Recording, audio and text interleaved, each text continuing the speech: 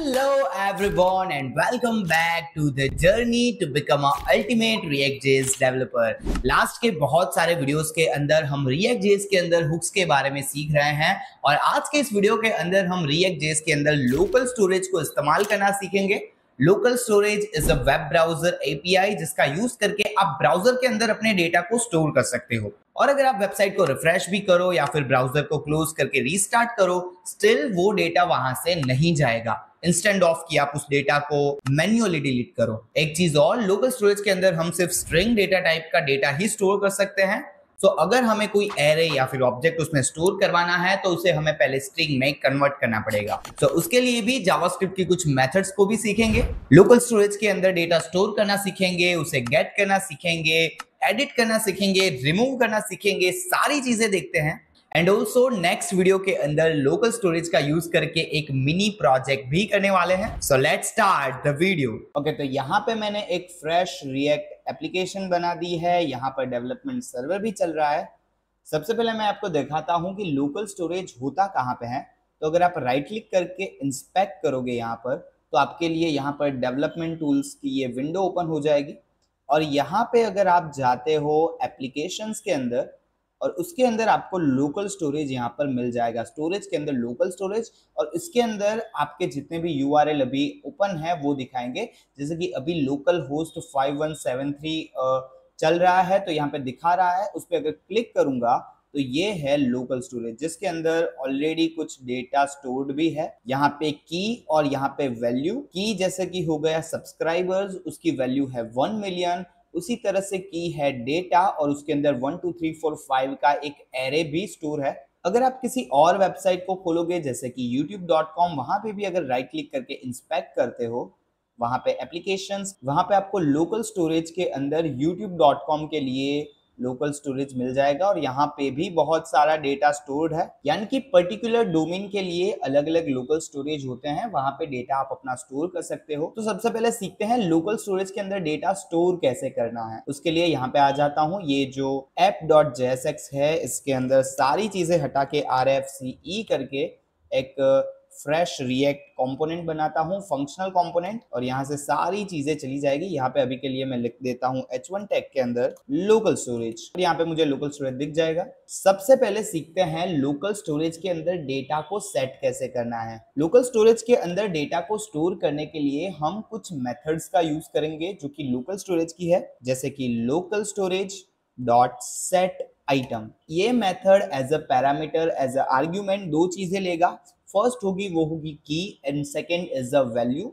यानी कि यहाँ पे आपको दिख रहा है की और उसकी वैल्यू जो कि स्ट्रिंग होनी चाहिए। तो सबसे पहले हमें की दे देनी है जो कि है लाइक्स अभी के लिए, एंड वैल्यू 100K। तो यहाँ पे मैंने एक लोकल स्टोरेज के अंदर एक की, लाइक्स और उसकी वैल्यू 100K ऐसा डेटा स्टोर किया है। अगर मैं यहाँ पे वापस आऊंगा तो मुझे यहाँ पे की और वैल्यू में अपना डेटा दिख रहा है लाइक 100K। That's it. तो कुछ इस तरह से आप अपने डेटा को स्टोर कर सकते हो लोकल स्टोरेज के अंदर। ऑल्सो मैं अपना नाम भी स्टोर करूंगा, local storage dot set item, and लिखूंगा नेम और यहाँ पे अपना नाम लिख दूंगा जो कि है सिद्धराज। एंड अगर मैं वापस जाऊं तो यहाँ पे नेम सिद्धराज मुझे लिखा हुआ दिख रहा है। That's it। अब अगर किसी आइटम को मुझे गेट करना है तो वो कैसे करेंगे। यानी कि अगर लोकल स्टोरेज के अंदर ऑलरेडी कोई डेटा स्टोर्ड है जैसे कि लाइक 100K, नेम सिद्धराज, तो उसे मुझे गेट करना है, वो डेटा मुझे चाहिए, तो वो मैं कैसे पा सकता हूँ।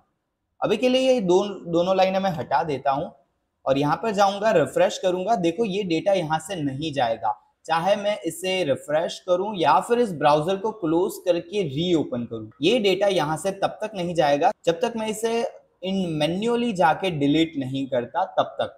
ऑल्सो आप यहां से इसे डिलीट एडिट भी कर सकते हो, लेकिन हम अभी के लिए यहां से सीखेंगे।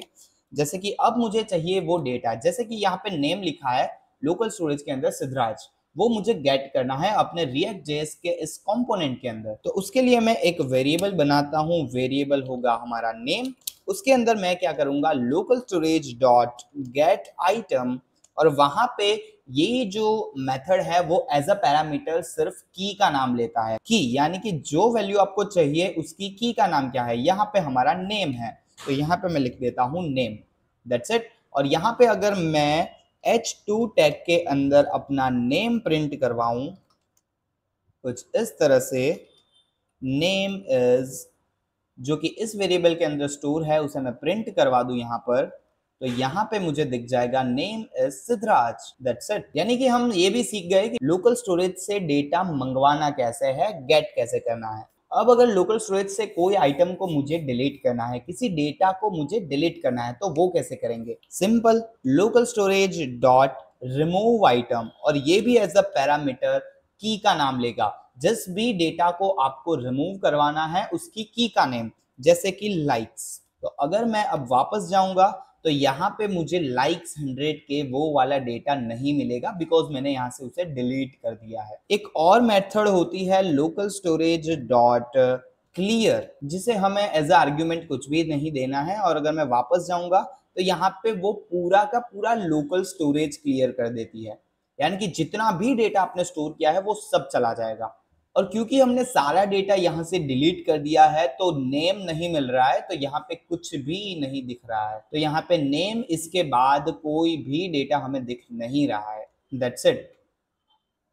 तो ये कुछ मेथड्स हैं जिसका यूज करके आप लोकल स्टोरेज के अंदर आइटम को सेट कर सकते हो, गेट कर सकते हो, रिमूव कर सकते हो, क्लियर कर सकते हो पूरा का पूरा लोकल स्टोरेज। ऑल्सो अगर किसी भी वैल्यू को आपको चेंज करना है तो आप क्या करोगे? जैसे कि ये सारी चीजें मैं यहाँ से हटा देता हूँ अभी के लिए, और अगेन मैं local storage dot set item लिख के यहाँ पे नेम लिखता हूँ सिद्धराज।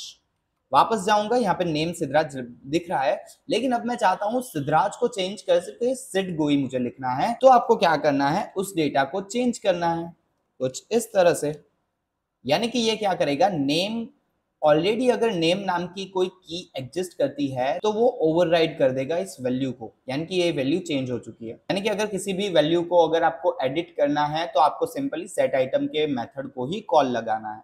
That's it. ये तो हो गई वो सारी बातें जो कि स्ट्रिंग डेटा टाइप के लिए है। यानी कि स्ट्रिंग डेटा टाइप को स्टोर इस तरह से करेंगे, लेकिन लोकल स्टोरेज के अंदर किसी भी ऑब्जेक्ट को या फिर एरे को कैसे स्टोर करना है, तो ये अब देखते हैं। मान लो कि मेरे पास एक एरे है जिसका नाम है अवेंजर्स, जिसके अंदर कुछ हीरोज का नाम स्टोर्ड है, Hulk, iron man, captain America and Thor. That's it. इस अवेंजर्स नाम के एरे को मैं चाहता हूं लोकल स्टोरेज के अंदर सेव करना, स्टोर करना। तो वो मैं कैसे करूंगा? अगर मैं जाऊंगा local storage dot set item, और यहाँ पे सिंपली मैं एक की दे देता हूँ हीरोज नाम की, और उसकी वैल्यू में अवेंजर्स नाम के एरे को पास कर देता हूँ। तो अगर मैं वापस जाऊंगा तो ये स्टोर तो होगा, लेकिन ये एरे के अंदर स्टोर नहीं हुआ है अगर आप ध्यान से देखोगे तो। लेकिन मैं चाहता हूं इसको एरे के अंदर स्टोर करना, तो वो कैसे करेंगे? तो उसके लिए क्या करना है?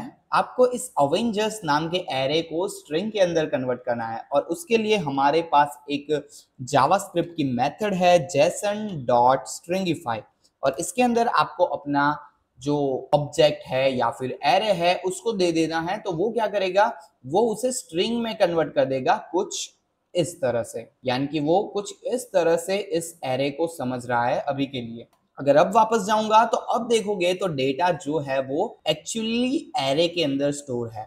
इसी तरह से अगर आपके पास कोई ऑब्जेक्ट है, जैसे कि मैं एक ऑब्जेक्ट बना देता हूं, const marks is equal to, maths में आए 10 मार्क्स, साइंस में आए 20, इंग्लिश के अंदर आए 30। तो यहाँ पे ये मार्क्स नाम का जो है वो ऑब्जेक्ट है, तो मैं चाहता हूं इसे भी मैं लोकल स्टोरेज के अंदर स्टोर करूं। अगर मैं लिखूंगा local storage dot set item, की का नाम है मार्क्स, और उसकी वैल्यू के अंदर अगर मैं मार्क्स नाम के अपने इस ऑब्जेक्ट को दे दूंगा, तो ये कैसे स्टोर होगा वो देखते हैं। तो ये कुछ इस तरह से ऑब्जेक्ट ऑब्जेक्ट करके सेव हो रहा है, यानी कि ये वैलिड मेथड नहीं है स्टोर करने की। हम इस तरह से मार्क्स नाम के ऑब्जेक्ट को डायरेक्टली लोकल स्टोरेज के अंदर स्टोर नहीं कर सकते। सिंपली हमें क्या करना है? जेसन डॉट स्ट्रिंगिफाई मेथड को कॉल करके उसे एज आर्ग्यूमेंट इस मार्क्स को दे देंगे। तो वो क्या करेगा? इस पूरे के पूरे ऑब्जेक्ट को एक स्ट्रिंग के अंदर कन्वर्ट कर देगा कुछ इस तरह से।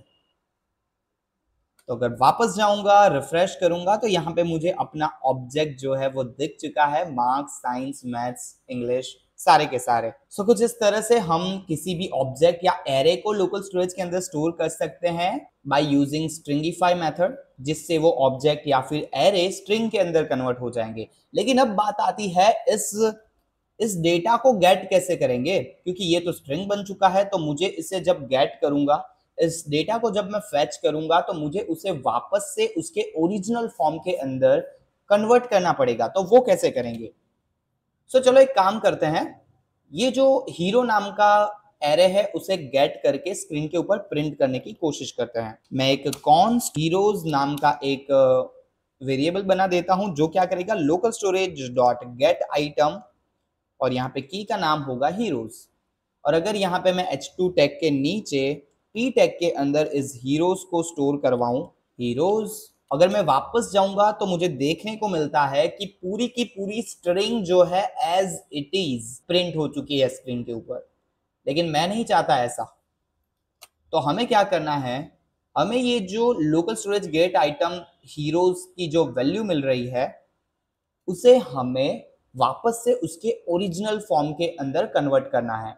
यानी कि अगर वो ऑब्जेक्ट था तो ऑब्जेक्ट, एरे था तो एरे। तो इसके लिए हम यूज करते हैं जेसन डॉट पैरिस मेथड का, और इसके अंदर मैं दे दूंगा local storage dot gate item heroes. यानी कि यहाँ पे मुझे क्या मिलेगा, अपनी स्ट्रिंग, ये हीरोज वाली, और ये जेसन डॉट पैरिस मेथड उसे वापस से उसके ओरिजिनल फॉर्म के अंदर कन्वर्ट कर देगा, यानी कि एरे।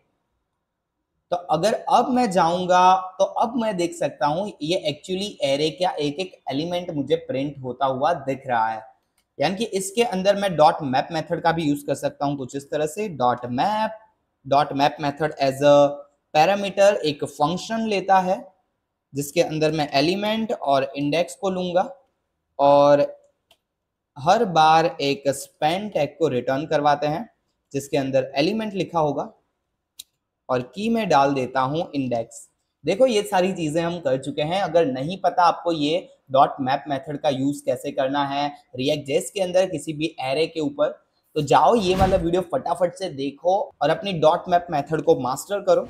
अगर मैं वापस जाऊंगा और रिफ्रेश करूंगा तो ये एक्चुअली एक एक स्पैन टैग के अंदर ही स्टोर हुआ है।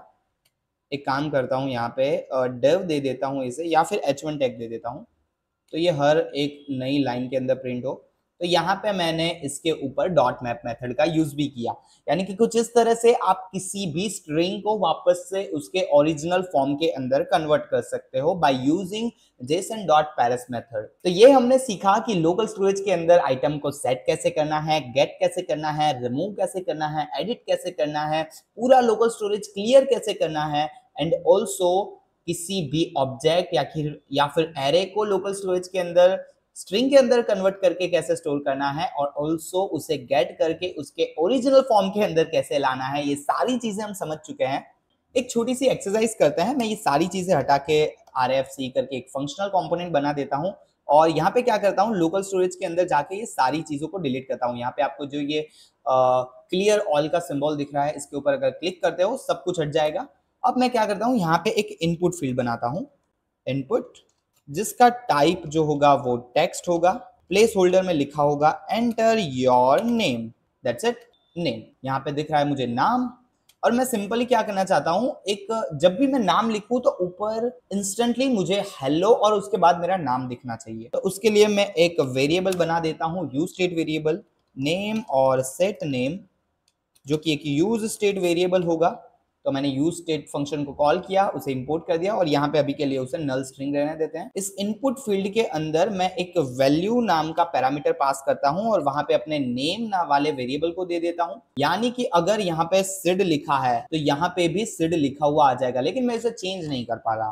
तो उसके लिए हमें यहाँ पे एक ऑन चेंज इवेंट लिस्नर को कॉल करना पड़ेगा, जो कि एक फंक्शन लेगा एज अ पैरामीटर, जो कि एक इवेंट को डिटेक्ट करेगा, और सेट नेम वाले सेटर फंक्शन को कॉल करके e.target.value, यानी कि जो भी यूजर लिख रहा है उसे वो स्टोर कर देगा। फॉर्मेट कर देता हूं, सारी चीजें हो चुकी है, और थोड़ा सा छोटा कर देते हैं सारे फॉन्ट साइज को।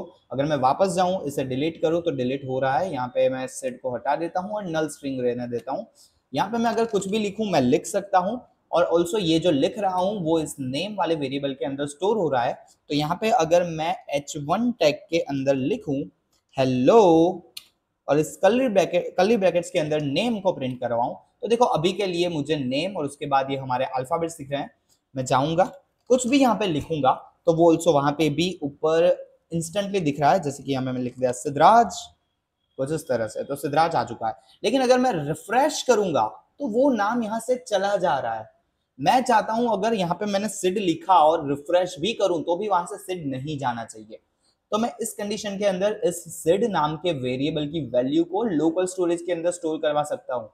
वापस जाएंगे, हमें क्या करना है, ये नेम जो है ना उसे लोकल स्टोरेज के अंदर स्टोर करवाना है। उसके लिए हम क्या करेंगे, हम एक यूज इफेक्ट हुक को कॉल करेंगे। मैं यहाँ पे यूज इफेक्ट हुक को कॉल करता हूं, जो कि एज अ पैरामीटर एक फंक्शन लेगा और एक डिपेंडेंसी। हम क्या चाहते हैं, जब भी नेम वाले इस वेरिएबल के अंदर कोई भी स्टेट का चेंज आए, यानी कि यूजर ने उसमें कुछ ना कुछ डाला, तब तब लोकल स्टोरेज के अंदर उसकी वैल्यू को अपडेट करते जाओ।